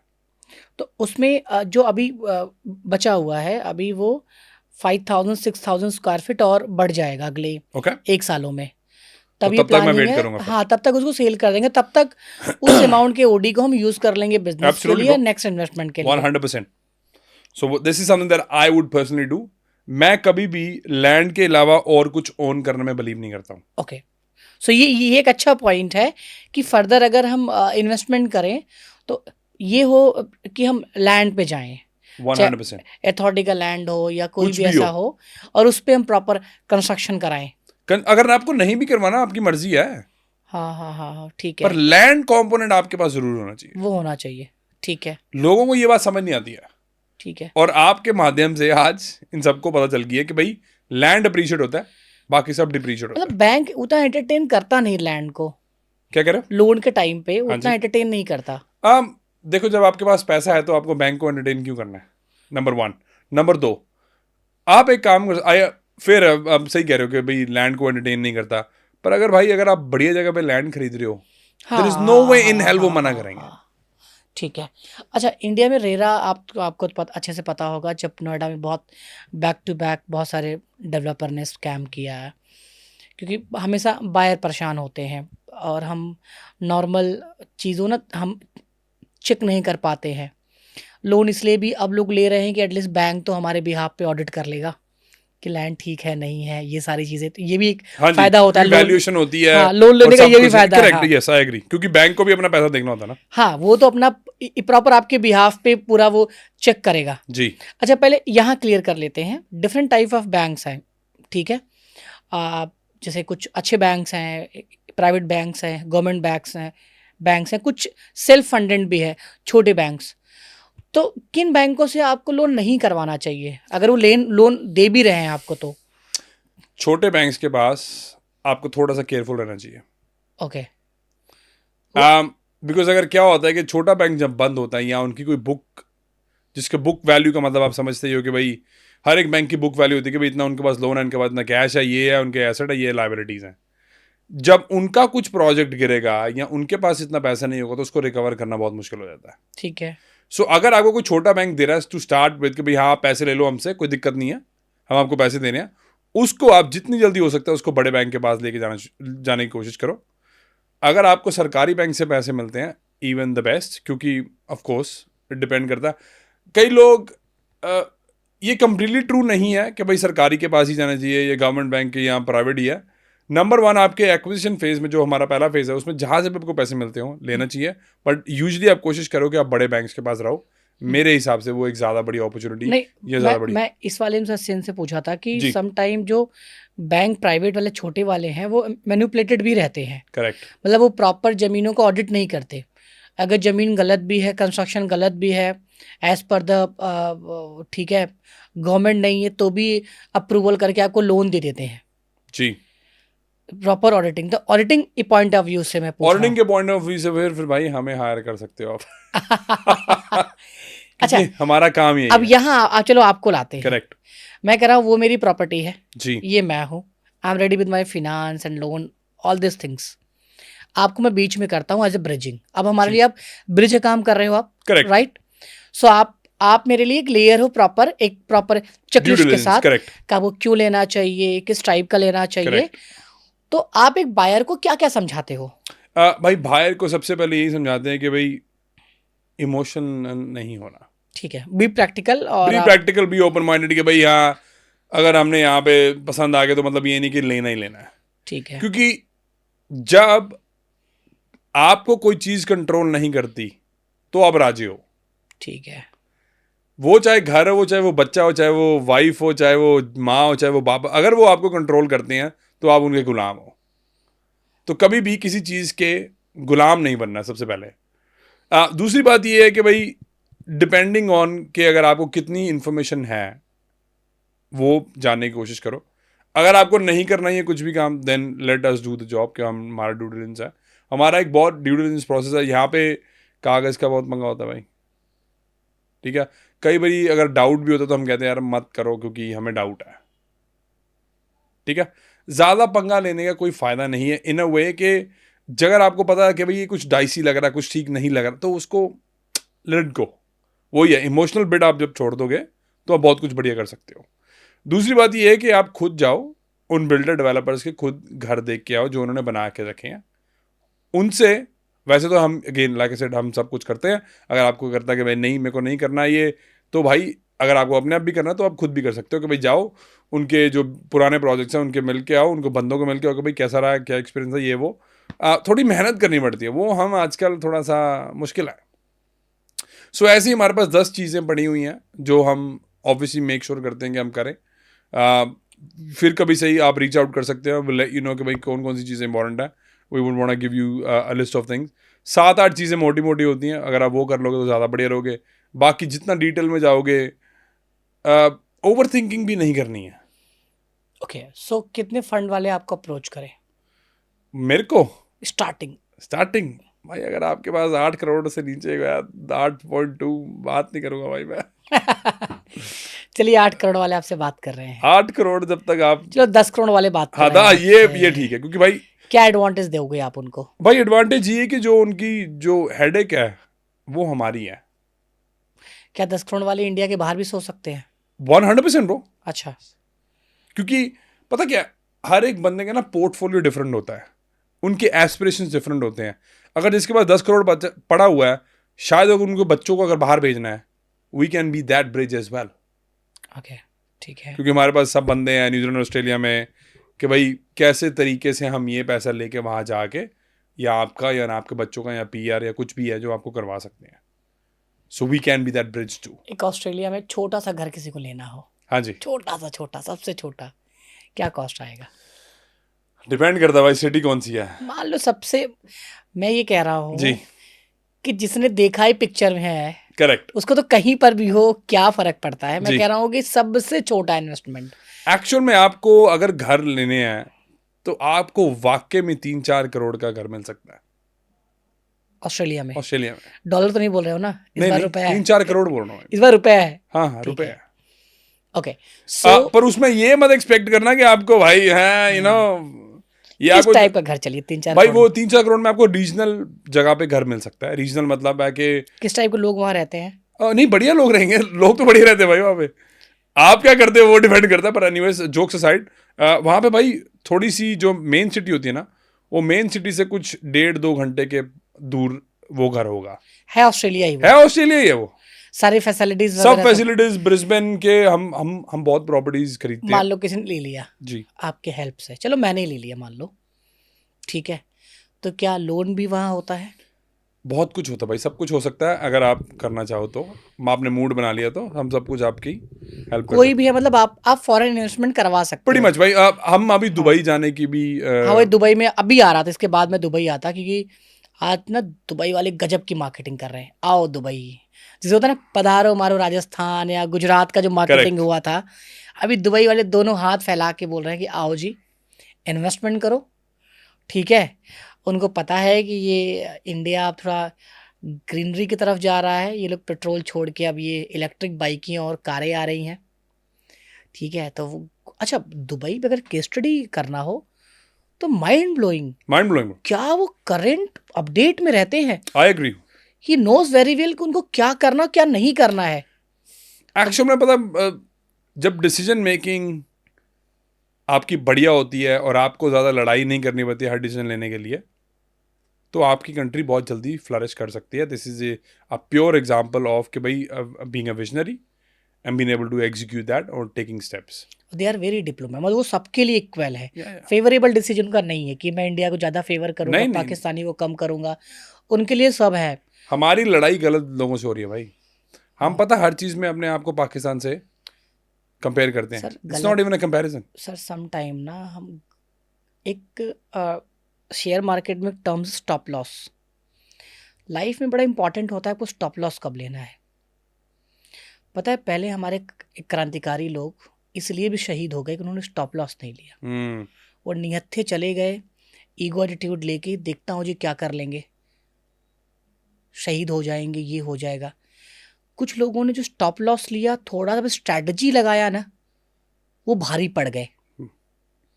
लेकिन जिन लोगों ने स्टॉप लॉस नहीं लिया, उस मोमेंट को नहीं रोका, अपने को नहीं समझाया कि चलो 2 कदम पीछे बस है होते यार, हैं, कितना हो बट गया? स्ट्रैटेजिक मूव लेते हैं। एब्सोल्युटली। तो मुझे लगता है कि stop loss is very important हर एक यार कंट्री के लिए, आप इंडिविजुअल्स के चाइना को लिए। क्यों नहीं कंपेयर करते अपने आप से? नहीं कर पाएंगे ना, क्यों नहीं कर पाओगे?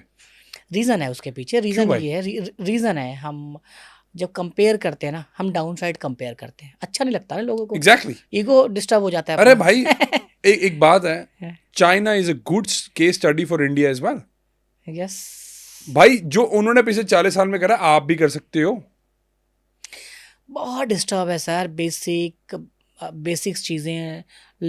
लर्न ऑर्डर की बात कर रहे हैं, अभी से बिहार में चुनाव हो रहा है, मैं न्यूज़ देखता हूँ, मैं 1 घंटा न्यूज़ देखता हूँ, मुझे अच्छा कुछ प्लेटफॉर्म है जहाँ अच्छी बात देखता हूँ, समझने की कोशिश करता हूँ।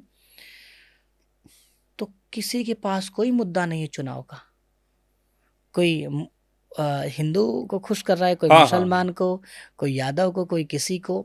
मैं कह रहा चलो जीत गए यार, यादव में जीत गया, पंडित में जीत गया, तुम्हें क्या मिला? 500 1000 2000 रुपए शराब मिल गई ना भाई, बस। फ्री का खाना मिल गया थोड़ा सा। तो आप जिस दिन पूछना शुरू, और प्लस जो लीडर है उनको खुद ही उनका विजन ही नहीं है, वो कह रहे हैं हम सरकारी नौकरियां देंगे।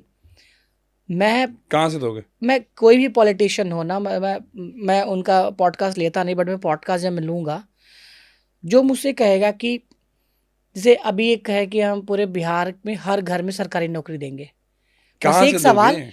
What basis, do you have any Exactly my data? point. भाई क्या आपको ये पता है कि घर कितने हैं? घर हैं तो नौकरियां कितनी हैं? अब आपके यहाँ वैकेंट नौकरियां कितनी है, किस डिपार्टमेंट से कितनी नौकरियां दोगे? प्लस उस नौकरियों के पीछे आप कहाँ से पैसे लाओगे? मैं आपको बता देता हूँ प्रॉब्लम क्या है। हम पॉडकास्ट से स्टार्टिंग से यही बात कर रहे हैं। उनको पता है कि गरीब लोगों को कंट्रोल कैसे करना है। क्या बोला था मैंने आपको? इमोशन, बस emotions. That's it. Yes yes yes, agree. उनको पता है कि भाई मेरे को पावर में रहने में क्या बोलना है, बस कितनी देर तक बोलना है, क्या बोल क्या इनको देना है। This is exactly what happens जब आप गरीब माइंडसेट के होते हो। आपको सिर्फ और सिर्फ इमोशंस के अलावा कुछ नहीं सुनता। उनके पास कोई क्वेश्चनिंग नहीं है। भाई आपके पास अभी कुछ नहीं, तो आप ऐसा क्या करने वाले हो, ऐसा क्या इंफ्रास्ट्रक्चर लाने वाले हो, या ऐसी कौन सी कंपनी आप अट्रैक्ट करोगे। आपके पास कोई इन्वेस्टमेंट करने नहीं आता बिकॉज आपका लॉ एंड ऑर्डर नहीं है। बिग कंपनीज इसलिए नहीं जाती है वहां पे। सर, कोई भी नहीं जाएगी। इवन हम छोटा पैसा, अभी हम छोटा पैसा लेके इन्वेस्टमेंट करने जाते हैं, अगर वो लोकेलिटी अच्छा, जैसे आपने पूछा ना ऑस्ट्रेलिया में किस लोकेलिटी में चाहिए, क्यों पूछा? क्योंकि लोकेलिटी मैटर करता है ना। जब हम छोटे इन्वेस्टमेंट में ये सब चीज़ों को देखते हैं, तो जो बड़ा इंडस्ट्री अपना लेके आ रहा है वो कैसे नहीं देखेगा? ठीक है, तो जिस बेबाकी से आपने बात किया, थोड़ा सा अपने बारे में भी आप ऑडियंस को बता दें। आप है कौन? आपकी जर्नी कहाँ से शुरू हुई है, कहाँ तक शुरू हुई है, क्या अचीवमेंट रही है, क्या आपके अपने एक्सपीरियंस रहे हैं, क्या कब आपने स्टॉप लॉस लिया, कब आपके बहुत बड़े लॉसेस होते होते बचे, कब आपको लगा यार, अब जैसे आप being instructor, educator, coach, as a mentor हैं, राइट, जो कि आप समझा रहे हैं, ठीक है। जिनके पास बड़ा फंड है उनके पास आप बैठते हैं, डिस्कस करते हैं, क्योंकि विजन बड़ा, इन्वेस्टमेंट बड़ा है, तो उनको आप डिस्कस करते हैं जी। बाकी लोगों के लिए आप पॉडकास्ट करें, भैया सीखो, सब सीखो, एब्सोल्युटली। ठीक है।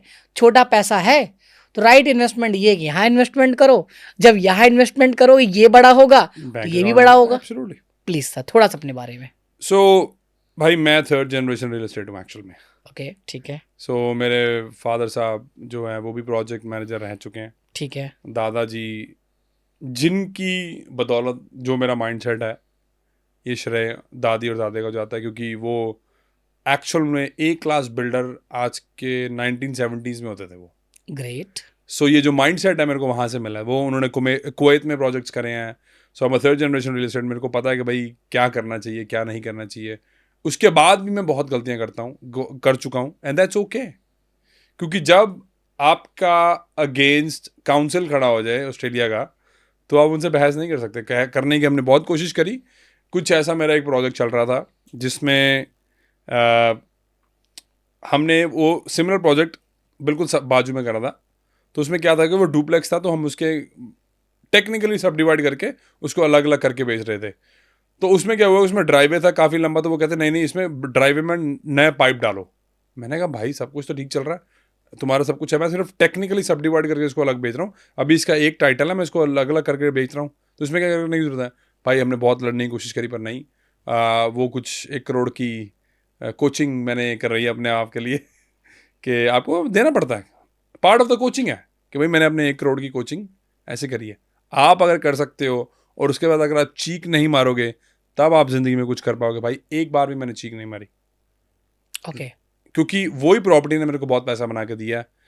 मैंने अपनी ज़िंदगी, क्योंकि पापा जो थे फाइनेंस में वो बढ़िया नहीं थे, उनकी जो फाइनेंस मैनेजमेंट थी वो ठीक नहीं थी, और उसके करके मैं अपनी पहली ज़िंदगी का जो हाफ था वो बैंकिंग में रहा।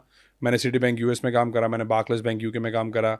मैं न्यूजीलैंड भी रह चुका हूँ। एक्चुअल में न्यूजीलैंड में मैं बड़ा हुआ, आप कह सकते हो। बहुत छोटा था जब मैं चला गया था। वहाँ पे जाके मैंने टेलको कंपनीज़ में काम करा। उसके बाद फिर मैंने बैंकिंग में वापस आया। सो बैंकिंग में वापस आने के बाद एक पर्टिकुलर क्लाइंट थी जो कि ऑलमोस्ट बैंकक्रप्ट होने वाले थे, जैसे हम, जब मैं 18 साल का था। तो उसमें क्या हुआ कि भाई मेरे वो बात दिल को बहुत चुभ गई कि भाई मैं इनकी मदद करना चाह रहा हूँ और बैंक में मैं इनकी मदद नहीं कर सकता, क्योंकि वो ऑलमोस्ट बैंकक्रप्ट थे, तो उनकी फाइनेंस थोड़े हिल गए थे। मेरा दोस्त मेरे को कहता है यार तेरे को पता है मॉर्गेज ब्रोकिंग होती है। मैं कहा मॉर्गेज ब्रोकिंग क्या होती है? कहता है यार जिसकी तू मदद करने की कोशिश कर रहा है, I know you are upset, क्योंकि वो मेरे साथ ही था, बैठा हुआ था। तो यार मेरे को पता है कि तू अपसेट है, क्योंकि वो तेरे साथ, मैंने उसे बोला यार, मैं कहा यार हमारे साथ भी कुछ ऐसा ही हो चुका है 10 साल पहले, है ना। तो कहता है आई नो ब्रो, तू उसको मदद करना चाह रहा है और तू नहीं कर पा रहा, बट तू अगर मॉर्गेज ब्रोकर बन जाएगा then you have other finance options as well, कि जो उनको तू दे सकता है। So that's how my start my journey. मैंने अपना पहला बिजनेस जो करा था वो उसको बेचा मैंने 2021 में। वो मॉर्गेज एडवाइजरी और प्रॉपर्टी एडवाइजरी का बिजनेस था। सो उसमें हम ऑस्ट्रेलिया न्यूजीलैंड में ऑलरेडी इन्वेस्ट करवा रहे थे लोगों का। सो बेसिकली पहला मेरा हेडक्वार्टर जो था वो न्यूजीलैंड में था, ऑकलैंड में। अब हमारा हेडक्वार्टर जो है वो सिडनी में है। सो ऐसे ही आज के लिए इतना ही बहुत है। मेरे को लगता है फिर कभी से पार्ट 2 में और बताएंगे आपको खुल के। अपनी ज़्यादा बात करनी अच्छी नहीं लगती मेरे को। ऑफ कोर्स बोलता हूँ मैं for the very simple reason कि हम बात कर रहे थे ऑफ कैमरा, क्योंकि मैं वाकई में चाहता हूँ आप अपनी ज़िंदगी सुधार लो, अपनी ज़िंदगी बढ़िया कर लो, इसको ठीक कर लो, ताकि अब आप और अपने बच्चों की, अपने माँ बाप को ज़िंदगी बढ़िया दे सको। मेरा और कोई मकसद इसमें कुछ अलावा है नहीं है। मैं सेमी रिटायर्ड था 33 जब मैं था, क्योंकि मैंने 18 महीने में 4 प्रॉपर्टी खरीदी थी, 2.5 साल में मैंने 7 प्रॉपर्टी खरीदी थी। So I know how to play the game. Great great great sir. मुझे भी बड़ा अच्छा लगा। लास्ट एक सवाल मैं लूँगा, उसके बाद हम वाइंड अप करेंगे। सवाल ये है कि जिस हिसाब अभी जो हम देख रहे हैं, ट्रेड वॉर देख रहे हैं, जो एक हेट है कंट्री टू कंट्री का, हेटरेट जो है बहुत बड़ा हुआ है। जब हम उस वाले होते हैं, कभी इंडियन का पहला इमोशन हुआ करता था यूएसए, अगर हम बात करें अमेरिका की, जब अभी हुआ तो इंडियंस को लेके थोड़ा सा उनका माइंडसेट चेंज हुआ। फिर जो वहाँ लोग रह रहे हैं, मुझे नहीं पता सफ़र कर रहे हैं नहीं कर रहे हैं, थोड़ा सा लोग फॉरेन इन्वेस्टमेंट से पीछे आए हैं, बैक टू बेसिक आ रहे हैं कि भाई इंडिया में ही करें। तो आप क्या कहना चाहते हैं, is it right time to invest? ठीक है, फॉरेन इन्वेस्टमेंट करना चाहिए, इंडिया में ही अच्छी अपॉर्चुनिटी देखनी चाहिए? भाई देखो, मतलब एकदम बिल्कुल आप न्यूट्रल होकर। नहीं नहीं, ठीक बहुत है। अच्छा क्वेश्चन है। हाँ। It's an excellent question number 1। भाई देखो पता क्या है, जो पैसे वाला बंदा होता है ना, जिसको पैसा कमाना होता है, वो इमोशनल नहीं हो सकता। ठीक है। हम इस बात में बहुत बारी बात कर चुके हैं, सो इसमें मैं ज़्यादा डीप नहीं जाना चाहता अब दोबारा। डोनाल्ड ट्रंप हमेशा नहीं रहेगा। वो जो भी आपके साथ ट्रेड वॉर या वो जो भी इंडियंस के वीज़े पे वो होल्ड अप लगा रहा है, it is all strategic movements just to make sure कि वो इंडिया को क्रश करके अपनी साइड पे करे। अब इंडिया की जो पोजीशन है ना, वो बहुत यूनिक पोजीशन है। कैसे? इंडिया जो है वो ब्रिक्स के साथ भी बना के रखता है और वो यूएस के समहाउ साथ भी बना के रख रहा है। तो इंडिया को बेसिकली ट्रम्प कह रहा है कि भाई तू साइड चूज कर ले, और उसको इसलिए क्रश करने की कोशिश कर रहा है ताकि वो रशिया से तेल ना खरीदे, और कोई नहीं है। It's all about the politics to make sure कि जो यूएस है वो डोमिनेटिंग जगह पे रहे, दैट्स इट। जो वो स्टेबल कॉइन वो कर रहे हैं वो इसलिए कर रहे हैं, मैं इंडियन गवर्नमेंट को भी खुल के बोल रहा हूँ, अगर आपने बिटकॉइन नहीं खरीदा आपके रिजर्व में, आपको यूएस कंट्रोल करेगा। बहुत तगड़ा कुछ चल रहा है, आई एम प्रीटी श्योर आपको पता है, यू हैव सम आइडिया, पर जो एक्चुअल में गेम चल रही है वो बहुत तगड़ी गेम चल रही है पीछे। तो अगली बार सही, but going back to your question, emotional नहीं होना है। अगर आपके पास पैसे हैं, you should always and always diversify, because the reality is जो इंडियन करेंसी है उसको मैनिपुलेट बहुत जल्दी किया जा सकता है अगर आप पे वो टैरिफ लगा देते हैं। तो जब यूएस ने टैरिफ लगा दिया, आपकी जो करेंसी है, जो हमारी करेंसी है, वो टूटनी शुरू हो चुकी है। तो आप डायरेक्टली इनडायरेक्टली बिटकॉइन या क्रिप्टो को थोड़ा सपोर्ट नहीं, सपोर्ट में देखो, इन्वेस्ट करना चाहिए 1% of your wealth. Bitcoin crypto में 1% of your wealth should be invested 100%, but आपको अपना पोर्टफोलियो भी डाइवर्सिफाई करना चाहिए। अगर आपके पास एबिलिटी है, you should invest in Australia, क्योंकि आप वहाँ पे बहुत अच्छी अपॉर्चुनिटी है, और इंडिया के और ऑस्ट्रेलिया के रिलेशंस अच्छे हैं। ऐसा नहीं है कि वो अगेंस्ट हैं। यूएस क्या है, US is a very different beast. अब एक्चुअल में इंडिया डोमिनेट कर सकती है ऑस्ट्रेलिया को, क्योंकि इंडिया जो है बिग मार्केट है, तो वो छोटी मार्केट है, उसको डोमिनेट कर सकती है। ओके, सो इस बेस पे मेरे को यही कहना, ये जो आखिरी में यही है, बी स्मार्ट, बी स्ट्रेटेजिक, आपको पता होना चाहिए आप क्या कर रहे हो, and you should 100% diversify and invest अगर आप कर सकते हो ओवरसीज। ग्रेट। और पार्ट 2 हम बात करेंगे ओवरसीज इन्वेस्टमेंट को ही लेके, फॉरेन इन्वेस्टमेंट को लेके, और उसमें हम बिल्कुल प्रैक्टिकली बात करेंगे और डिजिटल बोर्ड पे बात करेंगे। अरे ठीक है, आपने दिखाया था, मजा आएगा। राइट, कि जैसे कि लो जी, ये आपका कैपिटल है। अब ji option number 1 in Australia, option number 2 in Dubai ji, option number 3 ये एक्सपेक्टेड आरओआई हो सकता है, ये ग्रोथ आ सकता है जी, लोन लेते हो तो ये लोन हो सकता है, ये डाउन पेमेंट हो सकता है। क्या आप फोन करो तो बोल दो सर ये ऑप्शन नंबर 1 में मैं इंटरेस्टेड हूँ, कब बैठे? डन ब्रो, बहुत and again your line of questioning was very interesting bro, मतलब बहुत मजा आया मेरे को सुन के। हर एक होस्ट के पास ना वो एबिलिटी नहीं होती है अच्छे क्वेश्चंस पूछने की। Very good questions, I am pretty sure के ऑडियंस को बहुत मदद होगी, क्योंकि this is exactly what I am doing the podcast for, कि भाई उनको हेल्प हो। जो नहीं मदद कर सकते हम हमारी ले सकते, दैट्स ओके ब्रो, मेरे को आपके पैसे की ज़रूरत नहीं है। अब होपफुली आप गेम को समझने की कोशिश करो, कुछ बहुत बड़ा चल रहा है, अपने फैमिली को सिक्योर करो, पैसा कमाओ, और ज़िंदगी बड़ी तरीके से जियो।